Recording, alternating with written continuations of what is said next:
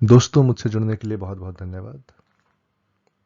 Usually हम लोगों की ये कोशिश रहती है कि जो भी इन्फॉर्मेशन हमें चाहिए वो हम लोगों को सीधा वीडियो से, किसी पॉडकास्ट से या डॉक्यूमेंट्री से मिल जाए और हमें खुद पढ़ने की मेहनत ना करनी पड़े।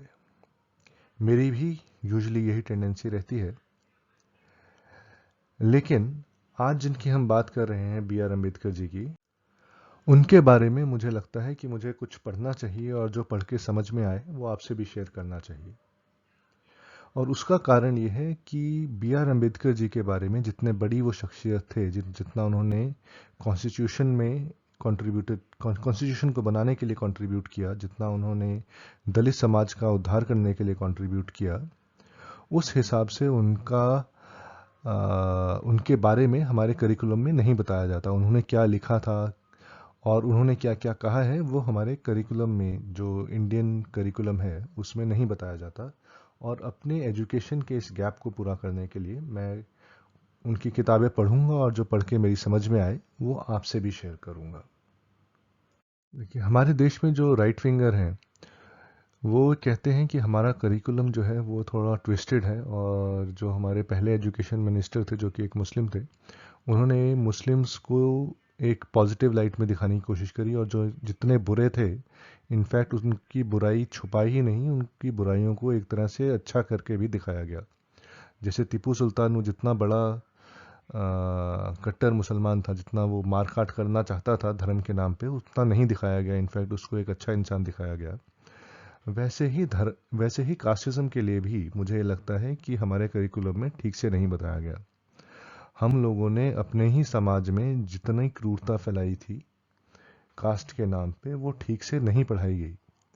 और क्योंकि ये सब चीज़ें हमारी करिकुलम में नहीं पढ़ाई जाती, उसका नतीजा ये होता है कि अगर मुझे वो इन्फॉर्मेशन चाहिए तो मुझे आउट ऑफ करिकुलम जाना पड़ेगा, और मुझे नहीं पता चलेगा कि मैं जिसको सुन रहा हूँ उसका कितना बायस है मुझे ये बताने में। जैसे कि अगर मैं अंबेडकर के बारे में, जैसे कि हमें अंबेडकर के बारे में नहीं पढ़ाया गया, और अब मैं अरुंधति राय की वीडियोस देखना शुरू कर दूं, तो उसमें अरुंधति राय का जो अपना एजेंडा है, जो कि एक सेपरेटिस्ट एजेंडा टाइप दिखता है, या जानबूझ के अपने देश को बुरा कहने वाला एजेंडा दिखता है, उसमें उसका फ्लेवर आ जाएगा जब भी वो अम्बेडकर की बात करेंगे, जब भी वो अम्बेडकर के बारे में बताएंगे, और नमक मिर्च लगा के हर चीज़ों को बताएंगे। अब इसीलिए मेरी कोशिश है कि मैं डायरेक्टली उनकी किताब पढूं, और उनकी किताब में अम्बेडकर जी की क्या सोच थी, जो कि मेरे हिसाब से जो हमारे करिकुलम में लिखा गया है उससे ज़्यादा बुरी पिक्चर दिखाएगा। पर जितनी अरुंधति राय जैसे और लेफ्टिस्ट जो लोग पिक्चर दिखाते हैं उससे बेटर होगा। तो मेरी यही कोशिश है कि मैं खुद पढूं जो अम्बेडकर जी ने लिखा है, और आप लोग भी मेरे साथ रहें, आप लोगों को भी मैं समझाऊं। अगर आपको लगता है कि मैंने कुछ गलत पढ़ा या गलत समझा तो आप मुझे कमेंट्स में लिख के दें, और अगर अच्छा लगा तो तब भी मुझे कमेंट्स में बताएं, ताकि मुझे मोटिवेशन मिले कि मैं ज़्यादा से ज़्यादा किताबें पढूं उनकी और आपको आपसे शेयर करूं, और सिर्फ एक किताब पे जाके ना रुक जाऊं। मेरी कोशिश ये है कि उनकी पहली किताब वेटिंग फॉर ए वीज़ा, ये ख़त्म कर लूँ 2-3 सेशंस में। इसमें 6 चैप्टर्स हैं टोटल, और 6 में से 4 चैप्टर्स थोड़े बड़े हैं और आखिरी के 2 थोड़े छोटे हैं। तो मेरे ख्याल से 5 वीडियोस में ये पूरा हो जाना चाहिए। इनकी जो बाकी किताबें हैं उनके बारे में भी मैं आपको थोड़ा सा बता देता हूँ।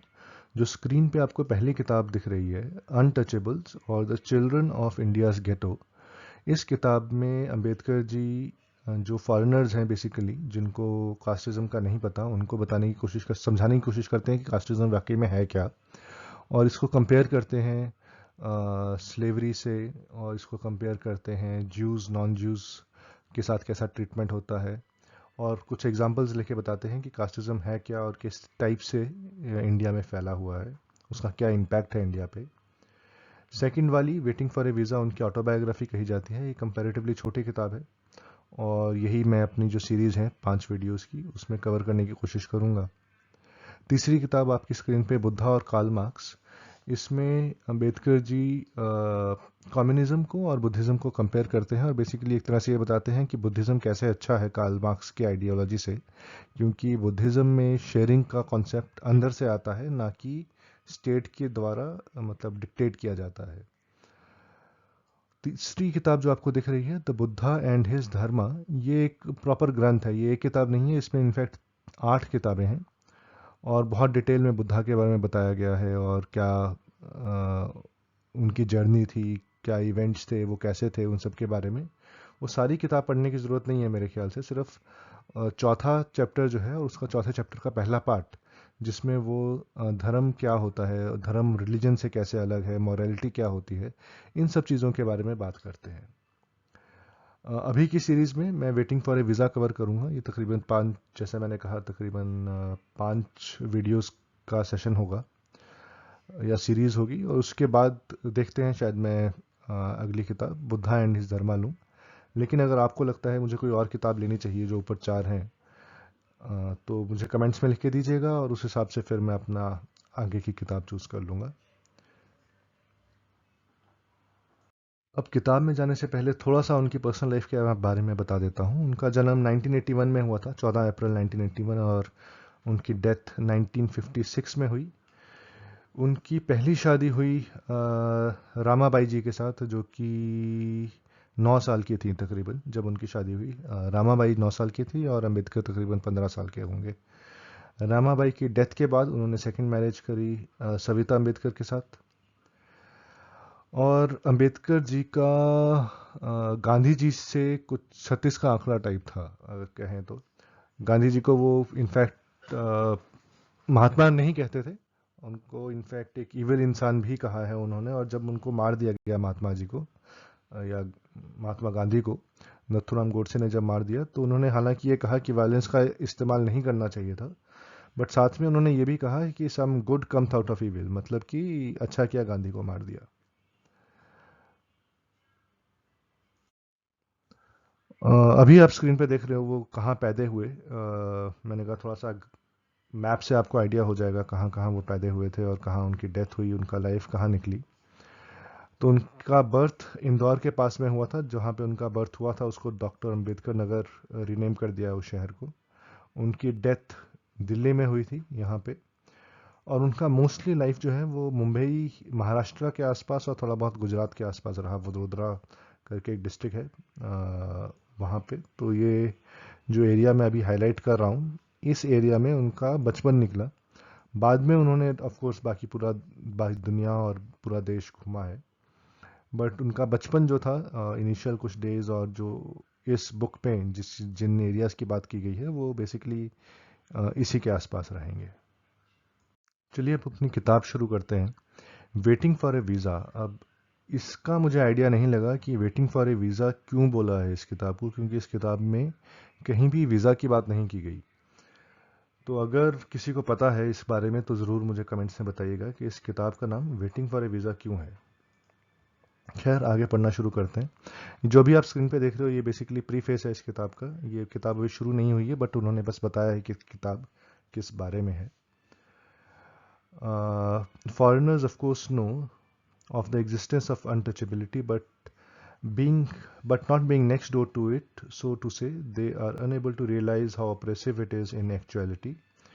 It is difficult for them to understand how it is possible for a few untouchables to live on the edge of village consisting of a large number of Hindus, go through the village daily to free it from most disagreeable of its filth, and to carry the errands of all and sundry, collect food at the doors of Hindus, buy spices and oil at the shops of Hindu Baniya from a distance, regard the village in every way as their home, and yet never touch or be touched by anyone belonging to the village. The problem is how best to give an idea of the way the untouchables are treated by the caste Hindus, a general description or a record of cases, and the treatment accorded to them are the two methods by which this purpose could be achieved. I have felt that the latter would be more effective than the former. In choosing these illustrations, I have drawn partly out of my experience and partly upon the experience of others. I begin the events that have happened to me in my own life. तो basically इसमें इस preface में ये foreigners को addressed है किताब। उनको समझाने की कोशिश की गई है कि कास्टिज्म होता क्या है, और वो बताते हैं कि एक ही विलेज में रहते हैं हालांकि, और जहाँ जो अनटचेबल्स हैं उनका सब गंद उठाते हैं और उसको बाहर फेंकते हैं। विलेज के किनारे में उनको रहना पड़ता है, और अगर दुकानों से उनको सामान भी खरीदना पड़े तो दूर रह के खरीदना पड़ता है, और उनको कोई हाथ भी नहीं लगाता सेम विलेज में रहने के बावजूद। अगले पैराग्राफ में अंबेडकर कोशिश कर रहे हैं कि कैसे मतलब बताने की कि दो ऑप्शंस थे उनके पास ये समझाने के लिए कि कास्टिज्म क्या है। पहला ऑप्शन ये था कि इन जनरल समझाएं कि कास्टिज्म होती क्या है, और दूसरा ऑप्शन ये था कि कुछ केसेस लें और फिर बताएं कि इस टाइप के केसेस लोगों को फेस करने पड़ते हैं बिकॉज ऑफ कास्टिज्म। और इस किताब में वो सेकंड वाला ऑप्शन चूज करेंगे, मतलब दो चार केस बताएंगे हमें कि कास्टिज्म किस टाइप से है इंडिया में। कुछ केस वो अपनी लाइफ से बताएंगे और कुछ उनके आसपास जो हुआ था उनके। Chapter 1, a childhood journey to Koregaon becomes a nightmare. ये पहला चैप्टर है इस किताब का, और हमारी वीडियो में भी यही चैप्टर कवर करेंगे। इस बुक में टोटल 6 चैप्टर्स हैं और हर चैप्टर के लिए एक वीडियो काफ़ी रहेगा। लास्ट वाले चैप्टर्स थोड़े छोटे हैं तो हो सकता है एक ही वीडियो में कवर हो जाए। चलिए तो स्टार्ट करते हैं। Our family originally came from Dapoli Taluka of the Ratnagiri district of the Bombay Presidency. From the very commencement of the rule of the East India Company, my forefathers had left their hereditary occupation for service in the army of the company. My father also followed the family tradition and sought service in the army. He rose to the rank of an officer and was a subedar when he retired. On his retirement, my father took the family to Dapoli with a view to settling down there, but for some reason my father changed his mind. The family left Dapoli for Satara, where he lived till 1904. तो basically इन्होंने ये कहा है कि initially ये दापोली में रहते थे, मतलब इनका खानदान दापोली से था। दापोली बॉम्बे के पास में है। लेकिन जब से अंग्रेज़ आए तो इनके बाप दादा के टाइम से वो इमीडिएटली ईस्ट इंडिया कंपनी के साथ जुड़ गए, और वहाँ पे उन लोगों ने काम शुरू कर दिया जनरली आर्मी के साथ। इनके पिताजी ने भी यही किया जो इनके बाप दादा मतलब दादा परदादा कर रहे थे, और वो आर्मी के साथ जुड़ गए, और रिटायर होते होते वो एक ऑफिसर रैंक तक पहुंच गए थे, सूबेदार। रिटायरमेंट के बाद उन्होंने पहले सोचा कि दापोली में सेटल होंगे, बट फाइनली वो सतारा में जाके सेटल हुए, जहाँ पे अंबेडकर 1904 तक रहे। The first incident, which I am recording as well as I can remember, occurred in about 1901, when we were at Satara. My mother was then dead. My father was away on service as a cashier at a place called Koregaon in Khatav Taluka in the Satara district, where the government of Bombay had started the work of excavating a tank. अच्छा, tank का मतलब यहाँ पे लड़ाई वाला tank नहीं, tank का मतलब तालाब। So as to give employment to famine stricken people who were dying by thousands. अच्छा, तो अपना पहला इंसिडेंट बता रहे हैं। ये हुआ जब ये जो पहला इंसिडेंट जो इनको याद है 1901 में हुआ, जब ये सतारा में थे। सतारा एक जगह है बॉम्बे के पास। इनकी माता जी का देहांत हो गया था। पिताजी जो थे इनके ये कोरेगांव में थे,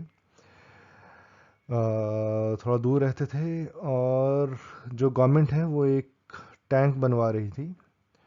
टैंक मतलब तालाब बनवा रही थी ताकि लोगों को एक तो पानी मिल जाए, दूसरा उनको थोड़ी नौकरी मिल जाए इस काम के लिए। सही।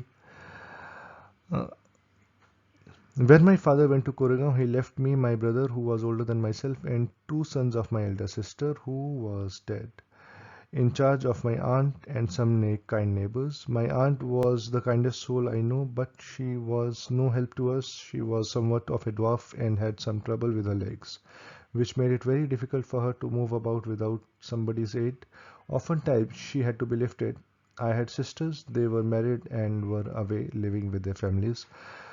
तो इसमें ये बता रहे हैं कि इनकी जो बहनें थी उनकी शादी हो चुकी थी। ये दो भाई थे, और इन दो भाइयों के साथ इनके दो और कज़न भाई थे जो साथ में रहते थे, क्योंकि उनकी जो बड़ी बहन, नहीं कज़न भाई नहीं, ये उनके बेसिकली नेफ्यूज़ थे, क्योंकि उनकी बड़ी बहन की डेथ हो चुकी थी तो उनके नेफ्यूज़ उनके साथ रहते थे। और उनके साथ रहती थी उनकी आंट, जो कि मेरे ख्याल से चाची या ताई रही होंगी, एज्यूम कर रहा हूँ कि उनके फादर की साइड की थी। काफ़ी काइंड थी, बट उनकी हाइट वगैरह कम थी और ज़्यादा काम कुम नहीं कर सकती थी। इनफैक्ट वो बच्चों की देखभाल करने की जगह बच्चों को उनका देखभाल करना पड़ रहा था। सही। Cooking our food became a problem, especially with us, especially since our auntie could not, on account of her helplessness, manage the job. We four children went to school and we also cooked our food. We could not prepare bread. So we lived on pulao, which we found to be the easiest dish to prepare, requiring nothing more than mix of rice and mutton. सही, मतलब जैसा हमने अभी कहा था कि जो इनकी चाची या ताई थी वो ज़्यादा काम नहीं कर सकती थी, खुद ही खाना बनाना पड़ता था। रोटियां बनाने में तकलीफ़ होती थी, कौन बनाएगा रोटियां, तो पुलाव बनाते थे जिसमें राइस और मटन से। राइस और मटन की तो आजकल बिरयानी बनती है, तो पुलाव तो आज इनफैक्ट आजकल इंडिया में होटलों में जाओ तो पुलाव को भी वेज बिरयानी कहते हैं। तो सही है, तो आगे देखते हैं। Being a cashier, my father could not leave his station and come to Satara to see us, therefore he wrote to us to come to Koregaon and spend our summer vacation with him. We children were thoroughly excited over the prospect, especially as none of us had to that time seen a railway station. सही, मतलब वो पहली बारी गांव से बाहर जा रहे थे और इनसे पहले उन्होंने कहीं घूमे फिरे नहीं थे। इनफैक्ट रेलवे स्टेशन भी पहली बारी जीवन में देखना था उन्होंने। तो काफ़ी एक्साइटेड थे इस जर्नी के बारे में। और समर्स चल रहे थे, मतलब गर्मियों का टाइम था। ये चीज़ इंपॉर्टेंट है आगे के लिए, जो समर वेकेशन है ना, कि जो एक्टिविटी हो रही है, जो इंसिडेंट हो रहा है, वो समर्स में हो रहा है। आगे जाने से पहले एक बार देख लेते हैं कि उस समय जब ये इंसिडेंट अंबेडकर जी के साथ हुआ, उस समय दुनिया में चल क्या रहा था। अंबेडकर जी का जन्म हुआ था 1891 में और ये इंसिडेंट उनके साथ हुआ 1901 में। मतलब उनकी उम्र तकरीबन 9 साल थी जब उनके साथ पहला डिस्क्रिमिनेशन का एक्ट हुआ या उनको फेस करना पड़ा। महात्मा गांधी का जन्म 1869 में हुआ था और उनको जो पहला डिस्क्रिमिनेशन सहन करना पड़ा था जब उनको ट्रेन से फेंक दिया गया था साउथ अफ्रीका में, वो हुआ था 1893 में जब उनकी उम्र 24 साल की थी। तो महात्मा गांधी को जो पहला डिस्क्रिमिनेशन झेलना पड़ा तब एक डिसेंट एडल्ट थे, जबकि अंबेडकर अभी सिर्फ 9-10 साल के बच्चे थे। अंबेडकर और गांधी की उम्र में 22 साल का फ़र्क है, मतलब गांधी अंबेडकर से 22 साल बड़े हैं। और ये दो इंसिडेंट्स जब हुए, जब गांधी को ट्रेन से फेंका गया और जब अंबेडकर को अपना पहला डिस्क्रिमिनेशन झेलना पड़ा, उनमें 8 साल का फ़र्क था। मतलब गांधी जी को ट्रेन से फेंकने के 8 साल बाद अंबेडकर को ये डिस्क्रिमिनेशन झेलना पड़ा। इस समय 1901 जब अम्बेडकर जी के साथ ये सब इंसिडेंट हो रहा था, उस समय Mahatma Gandhi already south Africa में कुछ हद तक सेटल हो चुके थे। जो फोटो देख रहे हो उसमें सेंटर में महात्मा गांधी बैठे हैं। इन्होंने बोर वॉर के लिए कंट्रीब्यूट किया था। बोर वॉर में ये रेड क्रॉस करके एक इंस्टीट्यूशन होता है जो आर्मी में लड़ाई करते हैं, जो वॉर्स में लड़ाई करते हैं, उनको दवाई देना या उनको बचाना, उसका काम करता है रेड क्रॉस। यहाँ पे भी उनको डिस्क्रिमिनेशन का सामना करना पड़ा था। उसका एग्जाम्पल आपको कुछ हद तक इस फोटो में भी दिखता है। ये जो आप इनके साथ देख रहे हो, ये बंदा गोरा, ये डॉक्टर था इस ग्रुप का। और अगर आप देखो इसका बॉडी लैंग्वेज, तो ये उस तरफ को देख रहा है, मतलब लेफ्ट साइड को कुछ देख रहा है। या तो वहाँ कुछ बहुत इंपॉर्टेंट चल रहा है, या फिर जैसा उसका बॉडी लैंग्वेज दिख रहा है, क्योंकि उसका कंधा भी टिल्टेड है, मुट्ठी बंद है और पूरा पोस्चर ऐसा है कि बस यहाँ से उठ के कब निकलूँ। तो वो ये दिखाता है कि भले ही वो इस ग्रुप के साथ था, बट दिल से वो इनके साथ था नहीं, और उनको बेसिकली इस तरह से था कि कब इनसे छुटकारा मिले। बोर वॉर जिसकी हम बात कर रहे हैं, सेकेंड बोर वॉर थी। इससे पहले साउथ अफ्रीका में सोना और हीरे मिले, मतलब उनकी खदानें मिली। तो डच और ब्रिटिश आपस में लड़ाई करने लग पड़े कि किसको मिलेगा। उसमें बहुत खून खराबा हुआ। ये जो कार्टून आपको दिख रहा है, ये उसी टाइम का है, जर्मनी का कार्टून है। England and their crag in South Africa, मतलब England and their wars in South Africa. तो जर्मनी वाले ब्रिटिश का मजाक उड़ा रहे हैं कि एक तरफ वो बहुत सारा लूट मार मचा रखी है, बहुत खून खराबा कर रहे हैं, और दूसरी तरफ उससे जो सोना मिल रहा है उससे बहुत ऐश की लाइफ जी रहे हैं। अच्छा, जो भी जगह का नाम बताया था, आपको एक बारी दोबारा मैप में दिखा दूं। दायपोली ये वो जगह है जो इन्होंने कहा जहाँ पे इनके एंसेस्ट्री थी, बाप दादा यहाँ से थे। सतारा यहाँ पे है। सतारा एक्चुअली डिस्ट्रिक्ट है बहुत बड़ी, और इनके पिताजी जो हैं ये कोरेगांव में स्थित हैं। अभी जो तालाब खुद रहा है वो कोरेगांव के आसपास खुद रहा है। एक्चुअली सतारा से कोरेगांव बहुत दूर नहीं है, ये 3-4 घंटे का रास्ता है बाय फुट। तो मुझे लग रहा है जब ये सतारा कह रहे हैं तो सतारा डिस्ट्रिक्ट की बात हो रही है, जो कि तकरीबन इतना एरिया होगा। और अंबेडकर इस एरिया के आसपास थे, तो उनको यहाँ से यहाँ जाना था। और ये मसूर है, यहाँ पे रेलवे स्टेशन है, इसकी बात आगे होगी अगले वाले चैप्टर में। तो आपको थोड़ा सा आइडिया देने के लिए कि कहाँ की बात हो रही है, ये बॉम्बे साइड का एरिया है, बॉम्बे महाराष्ट्र, और वहाँ पे इन जगहों की बात हो रही है। चलिए तो अपनी कहानी आगे बढ़ाते हैं। Great preparations were made. New shirts of English make मतलब style, bright bejeweled caps, new shoes, new silk bordered dhotis were ordered for the journey. My father had given us all the particulars regarding the journey and had told us to inform him on which day we were starting, so that he would send his peon to the railway station to meet us and to take us to Koregaon. According to this arrangement, myself, my brother, and one of my sister's sons left Satara. मेरे ख्याल से left for आना चाहिए, but left Satara. अच्छा नहीं, left सितारा, ठीक है, ये उस यहाँ से वो लीव कर रहे हैं। Our aunt remaining in the our aunt remaining in charge of our neighbours who promise to look after her. अच्छा, यहाँ पे इन्होंने बताया कि किस तरह से इनका प्रिपरेशन चल रहा था। क्योंकि पहली बार ये रेलवे स्टेशन देख रहे थे, इनके लिए बड़ी जर्नी थी, और ये वही 9-10 साल के थे अभी, तो इन अपने मज़े से इन्होंने नई शर्ट्स वगैरह खरीदी, कपड़े नए खरीदे, जर्नी की तैयारी की थी। इनके पिताजी ने कहा था कि कब आ रहे हो, किस तारीख को आ रहे हो, वो मुझे बता देना ताकि मैं अपना पीएन भेज दूं। और यहाँ पे ये लोग खुद अंबेडकर जी, इनके भाई, and one of my sisters son left Satara. यहाँ पे थोड़ा सा गैप आता है, जो आगे इन्होंने कहा है और जो यहाँ पे कह रहे हैं। यहाँ पे 3 लोगों की बात हो रही है, यहाँ पे पढ़ के ये लग रहा है ये इनके भाई और वन ऑफ द सिस्टर्स, जबकि बाकी की स्टोरी में ये 4 लोगों की बात कर रहे हैं। तो हो सकता है ये किसी टाइप की गलती है, अब पता नहीं क्यों गलती है, खैर। अगला paragraph. The railway station was 10 miles distant from our place, and a Tonga was engaged to take us to the station. We were dressed in new clothing specifically made for this occasion. We left our home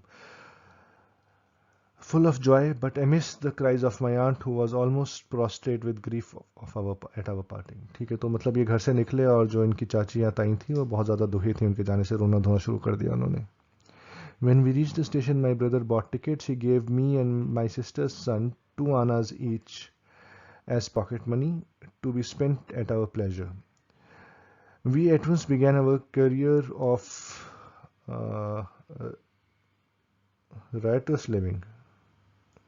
अच्छा, मतलब इन्होंने कुछ उधम मचाया। And each ordered a bottle of lemonade at the start, और उन्होंने एक बंटा ऑर्डर कर दिया। After a short while the train whistled and we boarded it quickly as we could. We, for the fear of being left behind, we were told to detrain at Masood, the nearest railway station to Koregaon. मतलब कुछ खास नहीं, इन्होंने train चढ़ ली और आगे इन्होंने मसूर में उतरना है। Train arrived at Masoor at about 5 in the evening and we got down with our luggage. In a few minutes, all the passengers had got down from the train and had got away to their destinations. We 4 children remained on the platform looking out for my father or his servant, whom he had promised to send. Long did we wait, but no one turned up. An hour elapsed and the station master came to inquire. He asked for us tickets. We showed them to him. He asked why we tarried. ठीक है, finally ये मसूर पहुंच गए। वहाँ जाके अपने पिताजी की, अपने पीएन की वेट कर रहे हैं। वो आया नहीं, 1 घंटा निकल गया, और स्टेशन मास्टर ने पूछा कि तुम क्यों वेट कर रहे हो भैया। टेरेड मतलब फालतू में वेट करना, जहाँ से आपको निकल जाना चाहिए बट फिर भी आप रुके हुए हो। We told him that we were bound for Koregaon and that we were waiting for the father or his servant to come, but that neither had turned up, and that we did not know how to reach Koregaon. We were well-dressed children. From our dress or talk, no one could make out that we were children of untouchables. Indeed, the station master was quite sure we were Brahmin children and was extremely touched at the plight in which he found us. सही है। तो ये बच्चे वहाँ फंसे हुए थे। Station master ने देखा कि बच्चे फंसे हुए हैं और उसको तरस आया कि भाई ये बच्चे बेचारे फंसे हुए हैं। उनको ये नहीं लगा कि ये अनटचेबल्स हैं। इनफैक्ट उसने एज्यूम कर लिया था कि ये ब्राह्मण बच्चे होंगे, ये हाई कास्ट बच्चे होंगे, और इसीलिए उनको तरस भी आ रहा था। As is usual among Hindus, the station master asked us who we were, and without a moment's thought, I blurted out that we were Mahars. Mahar is one of the communities which are treated as untouchables in the Bombay Presidency. He was stunned, his face underwent a sudden change, and we could see that he was overpowered by a strange feeling of repulsion. As soon as he heard my reply, he went away to his room, and we stood where we were. 15 to 20 minutes elapsed, the sun almost setting. Our father had not turned up, nor had he sent his servant, and now the station master had also left us. We were quite bewildered, and the joy and happiness which we had felt at the beginning of the journey gave way to the feeling of extreme sadness. सही। तो अभी 2 minute.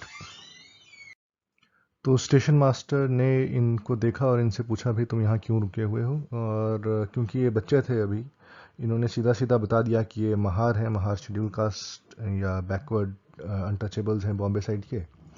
और ये सुनने के बाद उसका जितना दया थी वो सारी घृणा में बदल गई। मतलब जो उसको तरस आया था बच्चों पे वो अचानक से उनसे रिपल्शन में बदल गया, और उसके बाद उनको वहीं छोड़ के वो वापस चला गया अपने कमरे में। और 15-20 मिनट के बाद सूरज ऑलरेडी ढल गया या ढलने लगा, और इनके पिताजी आए नहीं, और इनकी जितनी खुशी थी वो सारी की सारी अब मिट्टी होने लगी। After half an hour, the station master returned and asked us what we proposed to do. We said that if we could get a bullock cart on hire, we would go to Koregaon, and if it was not very far, we would like to start straight away. There were many bullock carts plying for hire, but my reply to the station master that we were Mahars had gone round among the cartmen, and not one of them was prepared to suffer being polluted. And to demean himself carrying passengers of the untouchable classes, we were prepared to pay double the fare, but we found that money did not work. तो जब उनको आधा घंटा हो गया वहाँ बैठे बैठे, उसके बाद स्टेशन मास्टर दोबारा आया और उनसे पूछा भाई कहाँ जाओगे। वहाँ पे काफ़ी बुलक का ड्राइवर्स थे, बट उनमें से कोई भी उनको ले जाना नहीं चाहता था, क्योंकि उन लोगों को अभी तक पता चल गया था कि अंबेडकर जी महार हैं, मतलब बैकवर्ड क्लास से हैं, और कोई भी अपने आप को गंदा नहीं करना चाहता था। एक्चुअली ये गंदा करने वाला कम है, क्योंकि इनको बाद में बैठने देगा, बट उनका मेन कंसर्न ये था कि वो किसी को बिठा के ड्राइव नहीं करना चाहते, मतलब किसी दलित को अपने पीछे बिठा के उनका ड्राइवर नहीं बनना चाहते। एक्चुअली यही चीज़ महाभारत में भी आती है। कर्ण, मैं महाभारत का एग्जांपल इसलिए ले रहा हूँ क्योंकि लोग ये कहते हैं कि कास्टिज्म अभी रिसेंटली आया है, पहले नहीं था। महाभारत में जब कर्ण को लड़ाई के लिए जाना था, कर्ण दुर्योधन की साइड से लड़ रहा था, और उनके लिए एक सारथी नियुक्त किया गया, मतलब उनका रथ चलाने वाला कोई डिसाइड किया, और उस बंदे ने पहले मना कर दिया कि मैं कर्ण के लिए नहीं चलाऊंगा, और फाइनली जब उस पर प्रेशर बना कि तुम चलाओ, तो भी उसकी अकड़ नहीं गई थी। इनफैक्ट जब उसकी अर्जुन से लड़ाई हो रही थी, जब कर्ण और अर्जुन की लड़ाई हो रही थी और कर्ण का चैरियट मड में फंस गया, तो जो उनका चैरिटर था, जिसका काम था कि रथ से टायर निकाले, उसने वो निकालने से मना कर दिया, जिसकी वजह से कर्ण को खुद नीचे उतरना पड़ा और अपना धनुष छोड़ना पड़ा, और तब अर्जुन का मौका मिला कि कर्ण को मार दे। तो ये काम जो है, ये सिर्फ यहाँ, अगर कोई कहे कि नहीं ये तो इसी टाइम पीरियड की बात थी और इससे पहले नहीं हुई थी, तो ये महाभारत के टाइम पे भी इस टाइप से था कि जिसको छोटी जात का माना जाए उसके लिए लोग ड्राइवर बनना पसंद नहीं करते थे। The station master who was negotiating on our behalf stood silent. Not knowing what to do, suddenly a thought seemed to have entered his head, and he asked us, "Can you drive the cart?" Feeling that he was finding out a solution of our difficulty, we shouted, "Yes, we can." With that answer, we went and proposed on our behalf that we were to pay the cartman double the fare and drive the cart, and that he should walk on foot along with the cart. One cartman agreed, since it gave him an opportunity to earn his fare and also saved him from being polluted. तो station master ने ये कहा, एक तरह से सारे scenario का solution निकाला और ये कहा कि भाई बच्चे जो हैं वो खुद कार ड्राइव कर लेंगे, तो किसी को उनका ड्राइवर बनने की ज़रूरत नहीं पड़ेगी। एक बुलेट का ड्राइवर इस चीज़ को मान गया और उसने उस चीज़ के दुगने पैसे भी लिए, मतलब पैसे भी डबल लिए और उनको ड्राइव भी नहीं किया। It was around 6:30 p.m. when we were ready to start, but we were anxious not to leave the station until we were assured that we would reach Koregaon before it was dark. We therefore questioned the cartman about the distance and the time he would take to reach Koregaon. He assured us that it would not be more than 3 hours. Believing in his word, we put our luggage in the cart, thanked the station master and got into the cart. One of us took the reins and the cart started, with the man walking by our side. 6:30 बज चुके थे, ये 5 बजे आए थे, तो एक डेढ़ घंटे तक ये वहाँ पे ये सब चलता रहा। उसके बाद फाइनली वो कार्ट में बैठ गए। इन्होंने पूछा भाई कितना टाइम लगेगा, क्योंकि 6:30 बज गए थे, रात होने से पहले पहले ये चाह रहे थे कोरेगांव पहुँच जाए। तो ड्राइवर ने उनसे कहा कि हम 3 घंटे में पहुँच जाएंगे। Not very far from the station there flowed a river. It was quite dry except at places where there were small pots of water. The owner of the cart proposed that we should halt there and have our meal, as we might not get water on our way. We agreed. He asked us to give a part of his fare to enable him to go to the village and have his meal. My brother gave him some money and he left, promising to return soon. We were very hungry and we were glad to have an opportunity to have a bite. My auntie had pressed our neighbors, womenfolk, into service and had got some nice preparation of food for us to take on the way. We opened the tiffin basket and started eating. ठीक है, मतलब वो एक जगह रुक गए और उन्होंने कहा चलो खाना खुना खा लें। जो ड्राइवर था उसने कहा मुझे पैसे दे दो, मैं गांव जाऊंगा और अपने गांव में कुछ खा पी के आता हूँ। We needed water to wash things down. One of us went to the pool of water in the river basin nearby, but the water really was no water. It was thick with mud and urine and excreta of cows and buffaloes and other cattle who went into the pool for drinking. In fact, that water was not intended for human use. And at any rate, the stink of the water was so strong we could not drink it. We had therefore to close our meal before we were satisfied and wait for the arrival of the cartman. He did not come for a long time, and all that we could do was look for him in all directions. इनका पानी अभी तक ख़त्म हो गया था, इन्होंने जो लेमनेड वगैरह लिया था वो ख़त्म हो गया था। इन्होंने खाना शुरू किया बट आसपास पानी नहीं मिला इनको। जो नदी थी, क्योंकि गर्मियाँ चल रही थी तो नदी सूखी हुई थी, तो थोड़ा बहुत पानी था, वो पानी कम कीचड़ ज़्यादा था, जिसमें और जानवरों का गोबर वगैरह पड़ा हुआ था। Ultimately he came.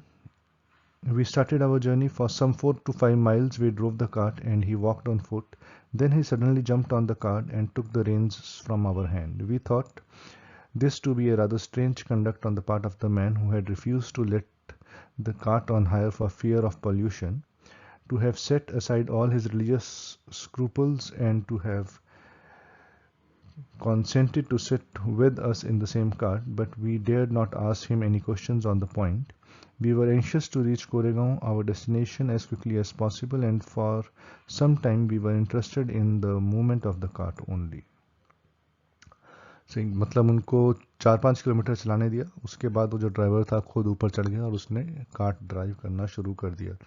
बेसिकली हुआ ये होगा कि उसने देखा आसपास कोई है नहीं, और जितना भी उसका धर्म कर्म था वो सिर्फ लोगों को दिखाने के लिए था कि मैं मतलब शेड्यूल कास्ट को पीछे बैठ के नहीं चला सकता। और जब उसने देखा आसपास कोई और देखने वाला है नहीं, तो उसने खुद ड्राइव करना शुरू कर दिया ताकि जल्दी से कोरेगांव पहुंच जाए। But soon there was darkness all around us. There were no streetlights to relieve the darkness. There were no men or women or even cattle passing by to make us feel that we were in the midst. We became fearful of the loneliness which surrounded us. Our anxiety was growing. We mustered all the courage we possessed.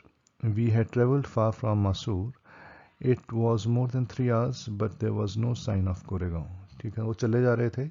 उसने कहा था 3 घंटे में पहुंच जाएंगे, but अभी तक वहां पहुंचे नहीं थे. उनको आसपास कोई शहर टाइप्स दिख भी नहीं रहा था जिससे ये लगे कि वो सही डायरेक्शन में जा रहे हैं. बेसिकली वो डरना शुरू हो गए थे कि क्या हो रहा है. अगर आपको यही रास्ता जिसमें अंबेडकर अभी जा रहे हैं मैप पे दिखाऊं, तो ये रहा मंसूर और ये रहा कोरेगांव. ये मंसूर रेलवे स्टेशन है, कोरेगांव शहर यहाँ है और तालाब भी इसी के आसपास कहीं खुद रहा होगा. और ये रही नदी, कृष्णा नदी. तो जब ये कह रहे हैं कि मंसूर स्टेशन से निकले तो पॉसिबली उन्होंने ये वाला रास्ता लिया होगा जो लेफ्ट साइड में दिख रहा है, और नदी से क्रॉस करके रात होने होने तक इस आधे रास्ते पहुंचे हैं बेसिकली. तो ये 3 घंटे का रास्ता नहीं लग रहा, ये 9 घंटे का रास्ता है तकरीबन पैदल. तो बुलक कार्ट से भी जाओगे तो 6-7 घंटे तो कम से कम लगेंगे. तो आधे रास्ते ऑलमोस्ट पहुंचे हैं, आधे रास्ते या 60-70% रास्ता उन्होंने कवर किया है, और अभी 40% के आसपास रास्ता जो है वो आज कवर नहीं कर पाएंगे, इनको कल करना पड़ेगा. There arose a strange thought within us. We suspected that the carrier intended treachery, and that he was taking us to some lonely spot to kill us. We had a lot of gold ornaments on us, and that helped to strengthen our suspicion. We started asking him how far Koregaon was and why we were so late in reaching it. He kept saying, "It is not very far. We shall soon reach it." It was about 10 at night, finding that there was no trace of Koregaon. We children started crying and abusing the cartman. Our lamentations and wailings continued for a long time. The cartman made no reply. अभी इस जो bullet का driver है उसने उनसे झूठ बोला था कि हम 3 घंटे में पहुंच जाएंगे कोरेगांव, जबकि रास्ता बहुत लंबा है. अब बच्चे उस रास्ते में चल रहे हैं, आसपास कुछ है नहीं, कोई बत्ती नहीं, कोई लोग नहीं. तो इन लोगों को डर लगना शुरू हो गया कि ये हमें लूट लेगा, ड्राइवर हमें लूट लेगा, इसका इरादा ठीक है नहीं. उन बच्चों ने सोना भी पहना हुआ था, तो इनको लग रहा था कि हमें कहीं लूट के मार के छोड़ देगा ये बंदा, और इन्होंने बहुत ज़्यादा रोना धोना और उसको बुरा भला कहना शुरू कर दिया ड्राइवर को. बट उसने सिर्फ ये कहा जल्दी पहुंच जाएंगे और कुछ खास रिस्पांस दिया नहीं. तो ऑब्वियसली बच्चे डर गए होंगे और ज़्यादा. Suddenly we saw a light burning at some distance. The cartman said, "Do you see that light? That is a light of the toll collector. We will rest there for the night." We felt some relief and stopped crying. The light was distant and we could never seem to reach it. It took us 2 hours to reach the toll collector's hut. The interval increased our anxiety and we kept asking the cartman all sorts of questions as to why there was delay in reaching the place, whether we were going on the right road, etc. ठीक है, तो finally in लोगों को कुछ light दिखी और जो Cartman था उसने कहा हम उस लाइट की तरफ जा रहे हैं, वो टैक्स कलेक्टर है, ये 2 घंटा और चले और उसके बाद वहाँ तक मतलब 2 घंटा चलने के बाद वहाँ तक पहुँचेंगे. मीनवाइल ये उसको बोलते रहे कि क्या रास्ता है, सही है नहीं है, एटसेट्रा. ठीक है, तो 10 बज चुके थे, तो ये पहुंचते पहुंचते इनको 12 बज जाएंगे. ये निकले थे 6:30 बजे. 6:30 मतलब 3.5-4 घंटे इनको हो गए हैं चलते चलते. Ultimately by midnight the cart reached toll collector's hut. It was situated at the foot of a hill, but on the other side of the hill. When we arrived, we saw a large number of bullock carts there, all resting for the night. We were extremely hungry and wanted very much to eat. But again, there was the question of water, so we asked our driver whether it was possible to get water. He warned us that the toll collector was a Hindu and there was no possibility of our getting water if we spoke the truth and said that we were Mahars. He said, "Say you are Mohammedans and try your luck." तो अब रात के 12 बज चुके थे. ये tax collector office में पहुंच गए. इन्होंने ड्राइवर से पूछा यहाँ पानी मिल जाएगा नहीं मिलेगा. उसने कहा जो टैक्स कलेक्टर है वो हिंदू है और तुम्हें पानी नहीं देगा अगर तुमने उसको ये बता दिया कि तुम शेड्यूल कास्ट से हो। तुम ये बोलने की कोशिश करो कि तुम मुस्लिम हो और शायद तुम्हें पानी मिल जाए। अब रात के 12 बज चुके हैं, ये बच्चे भूखे हैं, मतलब गर्मियों का है मौसम है, और पिछले 5-6 घंटे से ये बच्चे एकदम प्यासे बैठे हैं। On his advice, I went to the toll collector's hut and asked him if he would give us some water. Who are you? He inquired. I replied that we were Muslims. I conversed with him in Urdu, which I knew very well, so as to leave no doubt that I was a real Muslim, but the trick did not work. And his reply was curt. Who has kept water for you? There is water on the hill if you want to go get it. I have none. With this he dismissed me. I returned to the cart and conveyed to my brother his reply. I did not know what my brother felt. All that he did was to tell us to lie down. तो इन्होंने कोशिश करी कि अपने आप को मुसलमान बताएं, उर्दू में बात करी, बट जो स्टेशन मास्टर था या जो टैक्स कलेक्टर मास्टर था उसने उनको पानी फिर भी नहीं दिया और कहा पानी चाहिए तो पहाड़ में जाके खुद ले लो। इसने अंबेडकर ने अपने बड़े भाई से बताया और उन्होंने कुछ नहीं कहा, चुपचाप लेट गए।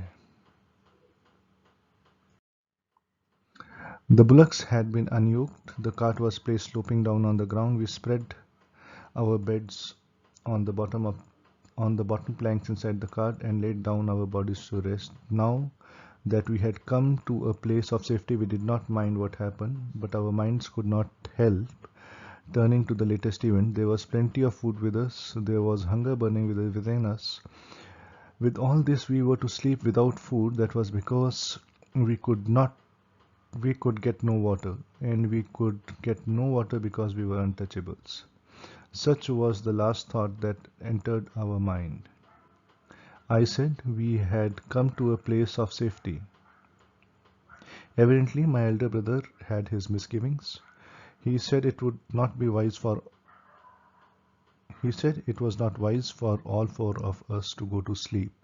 Anything might happen. He suggested that at one time one should sleep, two should sleep, and two should keep watch.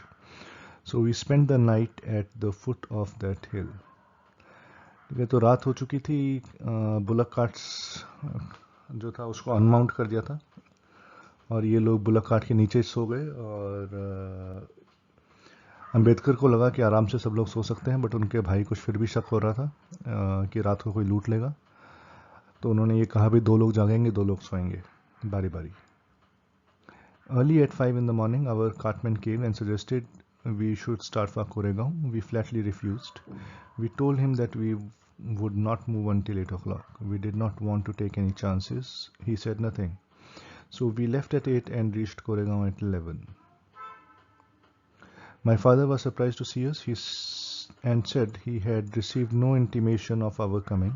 We protested that we had given information. He declined the fact. Subsequently, it was discovered that the fault was that of my father's servant. He had received our letter, but had failed to give it to my father. Finally, अगले दिन कोरेगांव पहुंच गए और उनको पहुंचने में कितना time लग गया, तो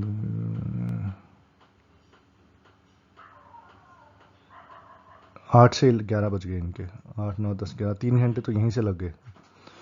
तो 3 घंटे यहीं से लगे और सुबह ये 5 बजे निकलने की कोशिश कर रहा था कार्टमैन, बट उनका जो भाई था, क्योंकि रात थी तो उसने मना कर दिया कि जब तक रोशनी नहीं होगी 8 बजे तक वो वहाँ से नहीं निकलेंगे अपने डर की वजह से।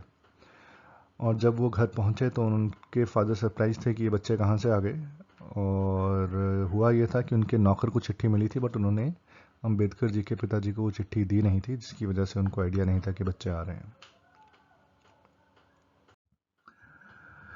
This incident had a very important place in my life. I was a boy of 9 when it happened, but it has left an indelible impression on my mind. Before this incident occurred, I knew I was an untouchable and that untouchables were subjected to certain indignations and discriminations. For instance, I knew that in the school I could not sit in the midst of my classmates according to my rank.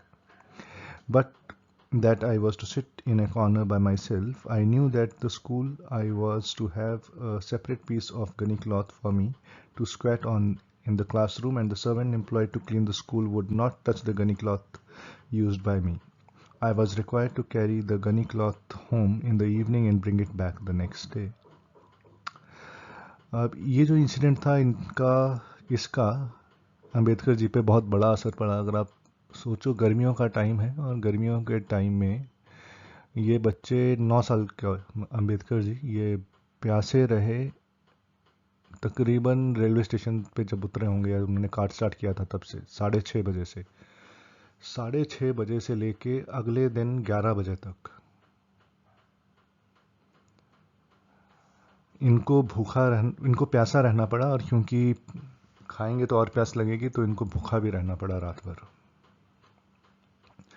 अब जिन्होंने भूख प्यास देखी नहीं है ज़्यादा, उनके लिए ये इमेजिन करना मतलब वो चीज़ फील नहीं कर सकते, बट ये बहुत बड़ा इम्पैक्ट रहा होगा इसका, बहुत पेनफुल इवेंट रहा होगा। उसके अलावा ये बताते हैं कि स्कूल में भी इन्होंने थोड़ा बहुत डिस्क्रिमिनेशन देखा था, बट ये वाला इंसिडेंट उनके लिए ज़्यादा इम्पैक्टफुल रहा। स्कूल में इनको जब पढ़ाई करते थे तो इनको बाकी बच्चों के साथ नहीं बिठाते थे, बच्चों से या तो क्लास के बाहर, इसमें लिखा नहीं है बट जो मैंने कहानियाँ सुनी हैं, उनको क्लास से बाहर बिठा देते थे दरवाजे के बाहर, और वहीं से बैठ के इनको पढ़ाई करनी पड़ती थी। बैठने के लिए इनको कुर्सी नहीं दी जाती थी, इनको घर से एक बोरा लाना पड़ता था। बोरा लाएंगे, ज़मीन पे बिठाएंगे, उस पर बैठ के पढ़ाई करेंगे, और जो बोरा था उसको ये स्कूल में भी छोड़ के नहीं जा सकते थे रात को, क्योंकि उस बोरे को कोई साफ़ नहीं करेगा, कोई उठाएगा नहीं। तो ये घर से रोज़ वो बोरा लाते थे जिस पे इनको बैठना है, और फिर अगले दिन और शाम को उसको घर ले जाते थे। While in the school I knew the children of the untouchable classes, when they felt thirsty, could go out to the While in the school, I knew that the children of the touchable classes, when they felt thirsty, they could go to the water tap, open it, and quench their thirst. All that was necessary was the permission of the teacher, but my position was separate. I could not touch the tap, and unless it was opened for it by a touchable person. It was not possible for me to quench my thirst. In my caste, the permission of the teacher was not enough. The presence of the school peon was necessary, for he was the only person whom the class teacher could use for such a purpose. If the peon was not available, I had to go without water. The situation can be summed up with in the statement, no peon, no water. प्यासा रहने का experience इनको पहले भी था। जब school में ये पढ़ाई करते थे, अगर पियन नहीं आएगा तो इनको पानी नहीं मिलेगा, क्योंकि बाकी बच्चे जो हैं वो नलका जाएंगे, नलका खोल के पानी पी लेंगे, सिर्फ टीचर का परमिशन चाहिए, बट इनको नलके को हाथ लगाने की इजाज़त नहीं थी। तो इनको वेट करना पड़ता था कि कोई दूसरा उनके लिए नलका खोले जिससे पानी पिएं, या फिर पियन जो है वो इनको पानी पिलाए। और क्योंकि बाकी लोग वो छुआछूत में बिलीव करते थे तो इनको पानी नहीं पिलाते थे, और पीएन की ड्यूटी थी, उसको तो पिलाना पड़ेगा, और जिस दिन पीएन नहीं आया उस दिन पूरा दिन इनको प्यासा रहना पड़ेगा। At home, I knew that the work of washing clothes was done by my sisters.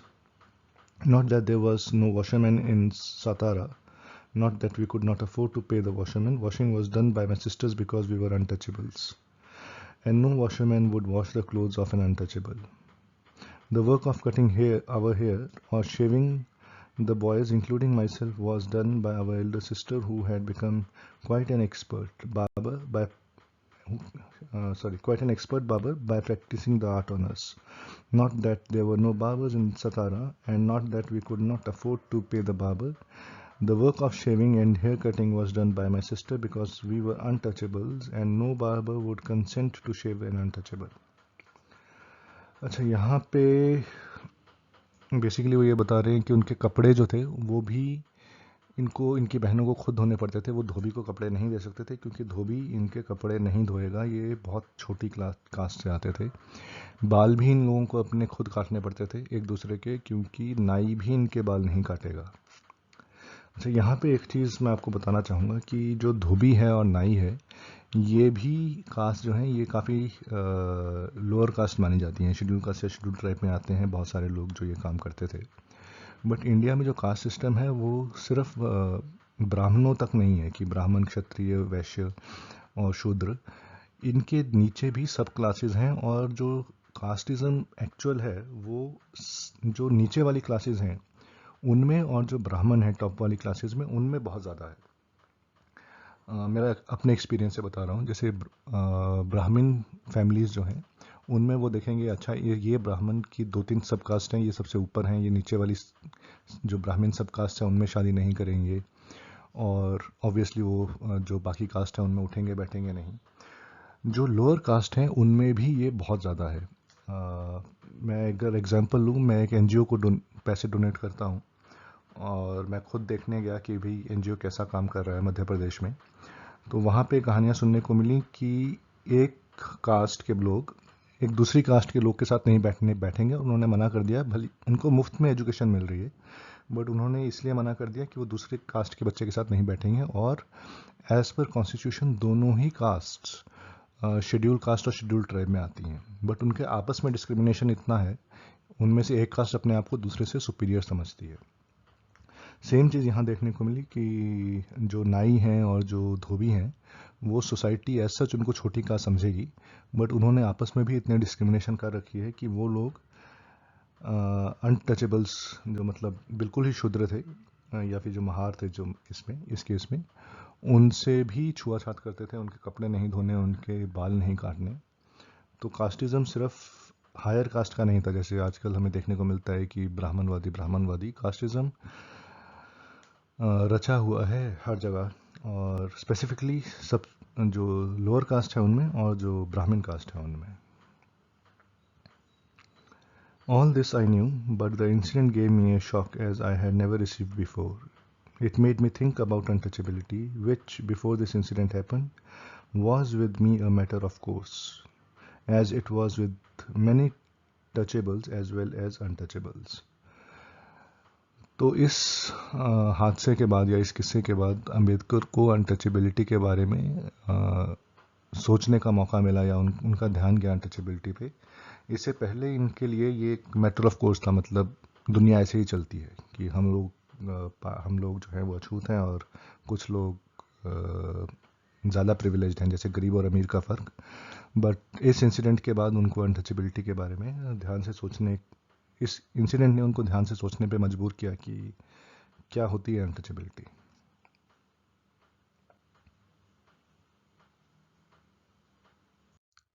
तो दोस्तों, आज का वीडियो यहीं ख़त्म करते हैं। हमने autobiography B are Ambedkar ji की वेटिंग फॉर ए वीज़ा का पहला चैप्टर ख़त्म किया है, और अगले वीडियो में इनका सेकंड चैप्टर स्टार्ट करेंगे, back from the west and unable to find lodging in Vadodara. मुझसे जुड़े रहने के लिए बहुत बहुत धन्यवाद। जो मेरे सब्सक्राइबर हैं आपको बहुत बहुत थैंक्स। मिलते हैं नेक्स्ट वीडियो में। Thank you.